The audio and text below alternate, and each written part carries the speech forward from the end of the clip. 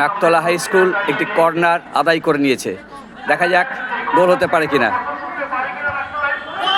গোল গোল গোল! Naktala high school 1-0 গোলে এগিয়ে গেল যাদবপুর বাঘাযতীন হাই স্কুলের ফুটবল দলের বিরুদ্ধে। গোল করে 1-0 গোলে এগিয়ে গেল। নাকতলা হাই স্কুল 1-0 গোলে এগিয়ে গেল।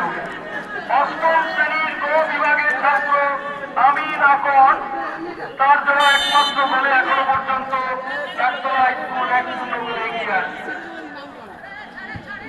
খেলা প্রথমার্ধ চলছে, দেখা যাক বাঘাযতীন প্রত্যাঘাতটি করতে পারে কিনা।